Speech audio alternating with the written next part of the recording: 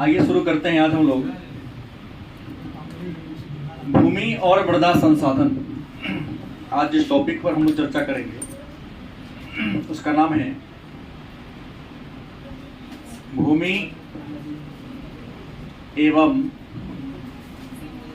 मृदा संसाधन। नया टॉपिक है।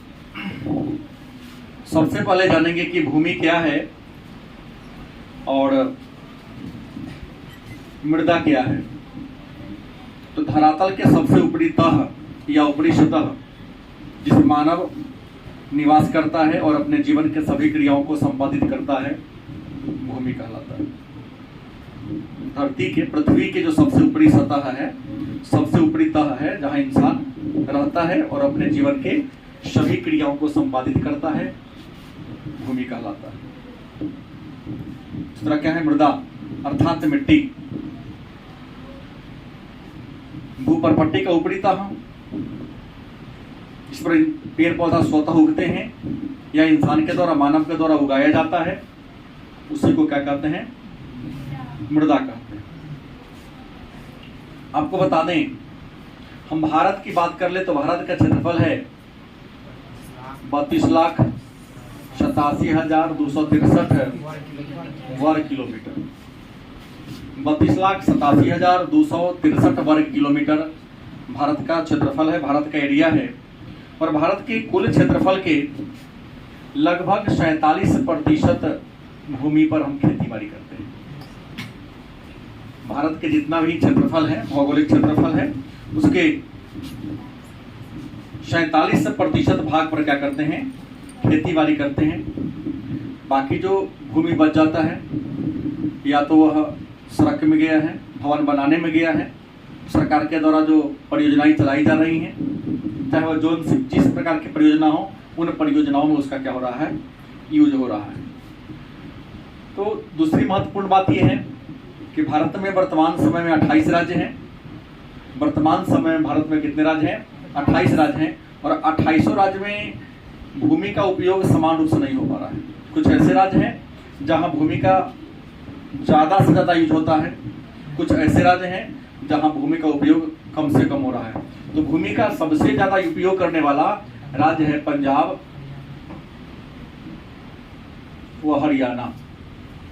पंजाब और हरियाणा ऐसा राज्य है जो अपने कुल भूमि के 84% हिस्सा पर खेती बाड़ी करता है। कोई दिक्कत? फिर तो हमने कहा कृषि योग्य भूमि है। भारत का जो क्षेत्रफल है उसके 30% भाग पर क्या है, पर्वत है। भारत का जो भी अपना भौगोलिक क्षेत्रफल है उसके 30% भाग पर क्या है, पर्वत है। और बाकी जो बच जाता है वहाँ पहाड़ी, पठार या जंगल वगैरह झाड़ियाँ देखने को मिलती हैं। लेकिन हमको यहाँ पर्वत पहाड़ को पढ़ना नहीं है, मेन हमें यहाँ पढ़ना है भूमि और भूमि के उपयोग के बारे में पढ़ना है। अब लाते हैं भूमि के उपयोग के बारे में। भूमि के अगर हम उपयोग की बात कर ले, उपयोग का मतलब होता है प्रयोग। उपयोग का मतलब क्या होता है, प्रयोग। कि भूमि का उपयोग या प्रयोग हम किन किन कार्यों में करते हैं। तो भूमि का सबसे पहला प्रयोग हम वन लगाने में, किसमें, वन कहे तब या जंगल कहे तब। अब कहेंगे कि वन कहते किसे हैं, जंगल कहते किसे हैं, तो आपको इसका परिभाषा पता है कि भूमि का वह क्षेत्र या भूमि का वह भाग जहां विभिन्न प्रकार के पेड़ पौधे स्वतः उग जाते हैं, इंसान लगाता है जो स्वतः उग जाता है, उसे क्या कहते हैं, जंगल या वन के नाम से जानते हैं। तो भूमि के उपयोग में पहला है, कुछ पर जंगल है। दूसरा है निवल बोई गई क्षेत्र। दूसरा कौन है, निवल बोई गई क्षेत्र। मन में प्रश्न होगा कि निवल बोई गई क्षेत्र किसे कहते हैं। तो निवल बोई गई क्षेत्र उस भूमि को कहते हैं जिस भूमि पर सालों भर खेती बाड़ी होती है। या तो वर्ष में 3 फसल को उगाते हैं या वर्ष में आप 2 फसल को उगाते हैं। तो जिस जमीन पर आप एक वर्ष में 2 या 3 फसल उगाते हैं, या यूँ साधारण शब्दों में कहा जाए तो वह जमीन जिस पर किसान सालों भर खेती बाड़ी करता है, उस जमीन को हम निवल बोया गया भूमि के नाम से जानते हैं। तीसरा जो भूमि है वो है परती। कौन है? परती भूमि कहते हैं। तो भूमि उपयोग में पहला है जंगल वाला भूमि, दूसरा है निवल बोया गया क्षेत्र, तीसरा कौन है? परती भूमि है। ये जो परती भूमि है, कहेंगे परती भूमि कहते किसे हैं? तो परती भूमि उस भूमि को कहते हैं जिस भूमि पर या तो एक वर्ष से या कई वर्षों से खेतीबाड़ी नहीं हो रहा है।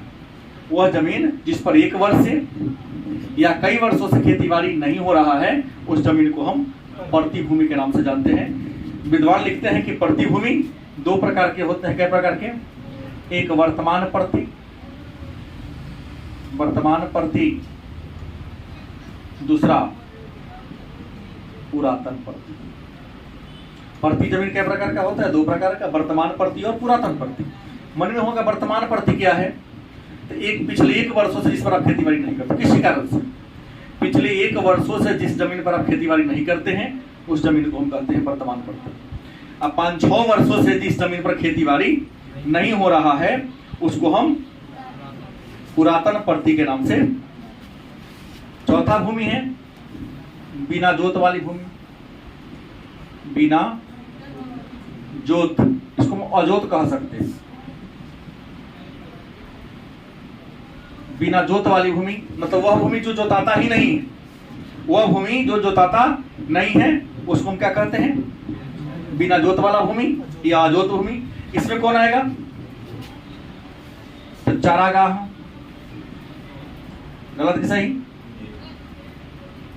बाग बगीचा। चरागाह आ जाएगा, बाग बगीचा आ जाएगा। गलत कि सही? 5वां जो भूमि का उपयोग है उसका नाम है अकृष्य भूमि। अकृष्य भूमि। मन में प्रश्न होगा ये अकृष्य भूमि क्या है, या अकृष्य भूमि कहते किसे हैं? तो अकृष्य भूमि उस भूमि को कहते हैं जिस पर खेतीबाड़ी करना संभव नहीं। अ माने न, कृषि माने कृषि। वह जमीन जिस पर खेतीबाड़ी करना संभव नहीं है या खेतीबाड़ी हो ही नहीं पाता है, उस जमीन को हम क्या कहेंगे? अकृष्य भूमि के नाम से जानते हैं। अब अकृष्य भूमि भी 2 प्रकार के होते हैं। अकृष्य भूमि भी 2 प्रकार के होते हैं। एक होते हैं बंजर या व्यर्थ भूमि, और दूसरा होता है भवन, कारखाना, सड़क, पुल, बांध।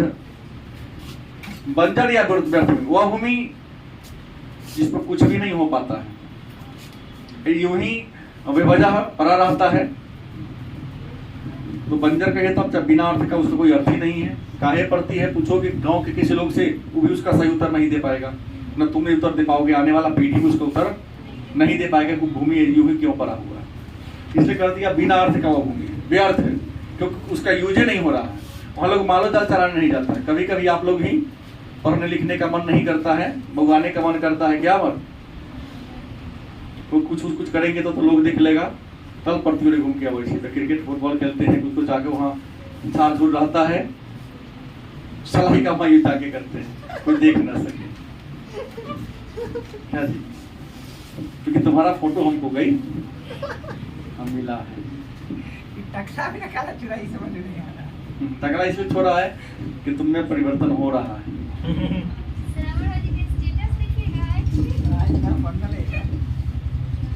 कुछ ऐसे जमीन जहाँ पर घर बनाते आप हैं, कारखाना लगाते हैं, सड़क बना हुआ है, पुल बना हुआ है, बांध बना हुआ है, और भी जहाँ यूज होता है। उसके बाद अब भूमि का उपयोग की पद्धति की बात करते हैं। एक नया टॉपिक आता है, भारत में भूमि उपयोग की पद्धति की बात कर ले तो भारत में भूमि की उपयोग की पद्धति की बात कर ले तो भारत में भूमि का उपयोग केवल और केवल खेती बाड़ी में ही होता है। खेती बाड़ी के अलावे घर भवन बनाने में तो होता ही है, या तो घर बनाने में, अस्पताल बनाने में, विद्यालय बनाने में, बांध बनाने में, सड़क बनाने में, नहीं तो खेती बाड़ी करने में ही भारत में भूमि का क्या होता है? उपयोग होता है। अन्य किसी काम में भारत में भूमि का उपयोग नहीं होता। लेकिन आज भूमि का स्वरूप क्या हो रहा है? बदलता जा रहा है। आज भूमि का स्वरूप क्या हो रहा है, बदल रहा है। और भूमि के स्वरूप के बदलने के सबसे बड़ा रीजन है बढ़ती हुई जनसंख्या, शहरीकरण का विस्तार, औद्योगिकरण का विस्तार। स्वरूप इसलिए बदल रहा है कि जहां पर खेतीबाड़ी पहले होता था, आज वहां भवन बनते जा रहे हैं। सारी समस्याओं का एक ही जड़ है, जनसंख्या। सारी समस्याओं का एक ही जड़, सही आपने कहा, हुआ है जनसंख्या। विश्व का लगभग 2.5% भूमि भारत के पास है और विश्व का लगभग 18% आबादी इंडिया के पास है। नहीं, विश्व का 1/3 जमीन रूस रखा हुआ है और विश्व का 5% आबादी रूस नहीं रखे हुआ है। कितना बड़ा अंतर है, कितना बड़ा डिफरेंस है। अगर भारत में जितना परसेंट विश्व की आबादी है उतना ही परसेंट भूमि यहाँ दे दिया जाए तो निश्चित है कि भारत में भी किसी प्रकार की समस्या है भी। तो भारत के भी भूमि का स्वरूप बदलता जा रहा है। इस स्वरूप को बदलने में बड़े बड़े अमीर का योगदान है। किसान तो खेती बाड़ी करना ही चाह रहा है, लेकिन शहरीकरण, औद्योगिकरण के इस दौर में जो बड़े बड़े ब्रोकर हैं किसान को प्रलोभन देते, तो फिल्मों के माध्यम से देखते करते हैं, अरे कितना दे रहा है, तो साल में 1 एकड़ जमीन है, 10 एकड़ जमीन है तो 3 लाख 4 लाख रुपया कमा लेते हो। हर पूरे जमीन का तुमको 2 करोड़ रुपया देंगे। इस 2 करोड़ को तो कहाँ रख दो, बैंक में रख दो, इससे ज्यादा पैसा तुमको बैंक में देंगे। ऐसा ऐसा सिखा देता है, गुना भाग करके सिखा देता है कि उस ब्रोकर के प्रलोभन में भोली भाली किसान पड़ जाती है और अपने प्रॉपर्टी उसको दे देती है। वो ब्रोकर आते हैं, या तो जमीन को अपने हिसाब से प्लानिंग करके घर बना के बेचते हैं, यहाँ पर उद्योग धंधा लगाते हैं। घर बनाया तो उसके अगल बगल में 2-4 बीघा जमीन और कचरा फेंकते बर्बाद हो जाएगा। नहीं तो कारखाना लगाया तो कारखाना से निकलने वाला कचरा से अगल बगल के भूमि क्या हो रहा है, बर्बाद हो रहा है। तो भूमि के स्वरूप के बदलने का सही बात है कि सबसे हम तो कारण कई बता दिए, शहरीकरण, औद्योगिकरण, नगरीकरण, क्या बहुदेशीय परियोजना का निर्माण, लोगों का बढ़ती बढ़ती आकांक्षाएं, लेकिन सबके जड़ में क्या है, बढ़ती हुई आबादी। यदि आबादी पर कंट्रोल कर लिए तो क्या होगा, सभी समस्याओं का अंत हो जाएगा। तो प्रश्न, भूमि का उपयोग बदल रहा है, तरीके बदल रहे हैं, और इस बदलते हुए तरीके के कारण आज भूमि का क्या हो रहा है, भूमि का ह्रास हो रहा है। भूमि क्या हो रहा है, ह्रास। और भूमि ह्रास में सबसे पहला इसको कहेंगे भू निम्नीकरण। क्या कहेंगे, भू निम्नीकरण। तो मन में प्रश्न होगा, ये भू निम्नीकरण क्या है, या भू निम्नीकरण कहते किसे? अत्यधिक जल जमाव के कारण, अत्यधिक जल जमाव के कारण या अत्यधिक रासायनिक उर्वरक और कीटनाशक दवा के प्रयोग के कारण भूमि की जो मौलिक क्षमता है, मौलिक गुणवत्ता है, उस मौलिक गुणवत्ता में क्या हो रही है, ह्रास हो रही है। तो भूमि की मौलिक गुणवत्ता में ह्रास होना ही क्या कहलाता है, क्या कहलाता है, बढ़ती हुई जनसंख्या के कारण आप पैदावार को बढ़ाने के लिए एक से बढ़कर एक रासायनिक उर्वरक का प्रयोग कर रहे हैं, कीटनाशक दवा का प्रयोग कर रहे हैं। तो कीटनाशक दवा के प्रयोग करने से, रासायनिक उर्वरक का प्रयोग करने से, या बहुत ज्यादा सिंचाई करने के कारण भूमि का जो मूल पोषकता है, पौष्टिकता है, क्या हो रहा है, नष्ट हो रहा है। तो भूमि को उसी मूल चीज में क्या होना, नष्ट होना, भू निम्नीकरण कहलाता है। और भू निम्नीकरण के लिए व्यवहार कारक है अधिक सिंचाई, क्या जी, उसके बाद रासायनिक उर्वरक, हाँ उर्वरक व कीटनाशक दवा, गलत सही। ये भूमि के निम्नीकरण के लिए मुख्य जीववार कारक है। आपको बता दें, इसके अलावा और भी है, अपर्दन भी, अपर्दन भी, वनों की कटाई भी, वनों की कटाई भी भूमि के निम्नीकरण का कारण है। अब कहेंगे कि जब भूमि के निम्नीकरण में सिंचाई जिम्मेवार है, अत्यधिक पानी के कारण भूमि कैसे खराब हो रहा है। देखिए, आज लोग हाइब्रिड फसल उगाते हैं, गलत सही। कोई भी हाइब्रिड प्रजाति का चीज होगा ना, उसको जल ज्यादा चाहिए। देखो हाइब्रिड गाय है, दोगला नस्ल का जो गाय आ रहा है, या जर्सी जो गाय आ रहा है, सामान्य गाय की तुलना में पानी बेसी पीता है। इंसान के घर में पंखा रहे चाहे ना रहे, पंखा चलाना होता है। जो गोपालन किया है उससे पूछ लो जाके, कूलर लगाना पड़ता है। कूलर कुछ लोग लगाते हैं। कुछ तो ऐसे हैं, मैं देखा हूँ कि अपना ला मच्छर जाली है चाहे ना, मच्छर जाली लगे कि मच्छर काट लेगा तो गड़बड़ हो जाएगा फिर। कौन खाएगा सर इतना ही?